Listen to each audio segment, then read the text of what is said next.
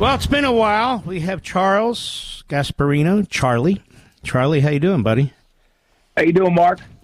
I'm doing good. You wrote a great book, by the way, Go Woke, Go Broke, the inside story of the radicalization of corporate America. Really, really good book. Now, Charlie, you wrote a really important piece in the New York Post. What exactly was going on in the latter days of the Biden regime? Latter months. Listen, I don't say this. I'm trying not to be over the top here, but in many ways, the Biden administration was kind of a criminal organization in so many ways. It just what they did to the American people, how they gaslit, the American people on his health, on his sentience, how they let the borders be open with saying that they were secure and closed. I mean, I could go on and on. Inflation's transient, it's going to go away, transitionary. I think one of the worst things is how much they spent. And literally, and this is where it gets kind of criminal for me. They didn't have to do it this way. But because they wanted Kamala Harris elected, my sources confirm this. I have sources inside the Biden administration, but I also, inside the Trump Team Trump, but I also bounced it off of a lot of Wall Street guys that check this stuff. They went out of their way to spend money in the final months. The whole notion was literally to prop up the economy, essentially to get Kamala Harris elected. Now, what's interesting about this, if you did that under normal circumstances, it would sort of come out in interesting ways. The bond market, because they're doing this through selling debt, would react. But Janet Yellen did a little bit of, played fast and loose with selling debt. And what she did was she kept rolling over short-term debt so the interest rates wouldn't gap out, and no one noticed. From what I understand, they spent about $300 billion more than they should have. Again, this was bouncing around inside the Trump campaign during the election. I couldn't prove it because they weren't in there. But now that they're in office, they're saying this. And again, Mark, I ran this. I double-checked this. I ran it by people that actually look at this stuff, that look up spending patterns. A lot of this stuff is public. It is real. It's between $250 and $300 billion of needless spending to juice the economy and by the way, juice the markets. So when you see the markets going nuts right now, there are a lot of reasons. One of the major reasons is that we have to cut back on the size of government because Joe Biden essentially expanded it so much. There's so much borrowing. We have a deficit of $2 trillion on an economy that was growing about 3%.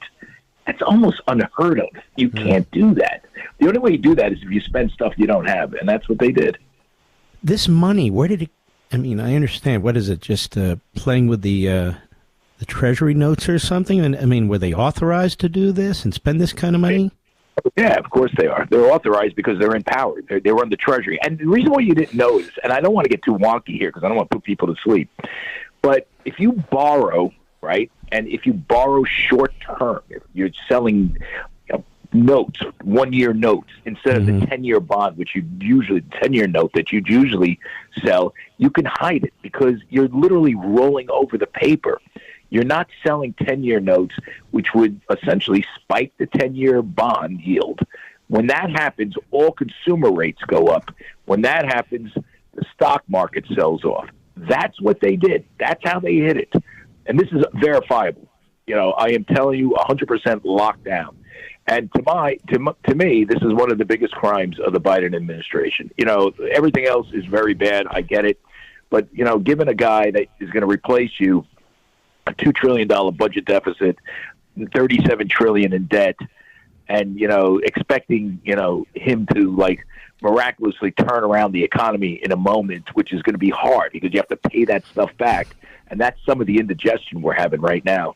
It's really a crime, Mark, and it's horrible. And, the mainstream media won't cover it because... I was just going to ask you that.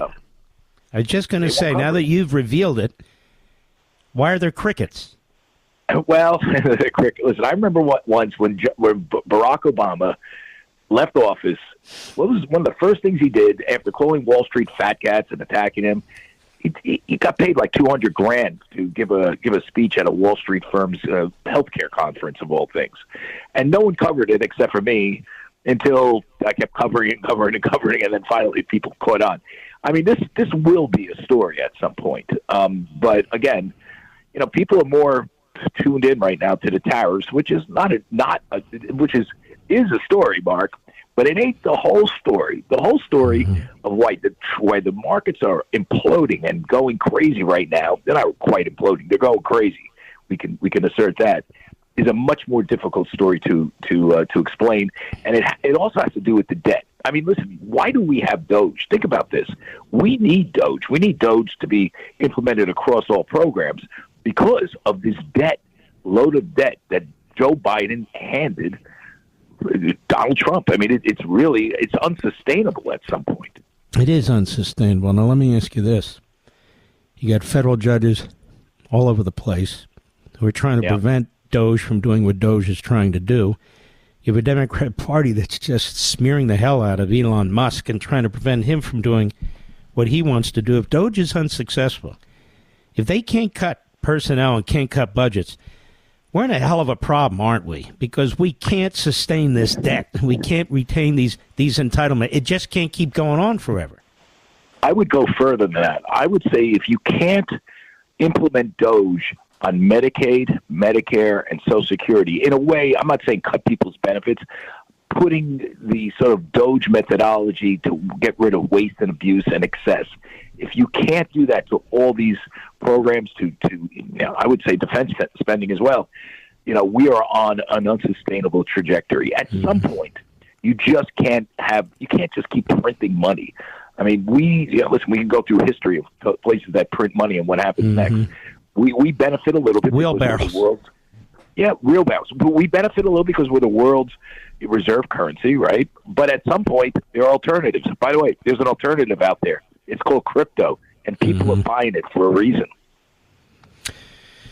I'm worried about this debt. I'm probably the only talk show host over 10 years that keeps talking about this debt, and I know exactly what you're talking about, Charlie. Charlie, I'm going to have you back more. Really, you're a huge asset. Love you, buddy. Take care of yourself. Thanks, Mark.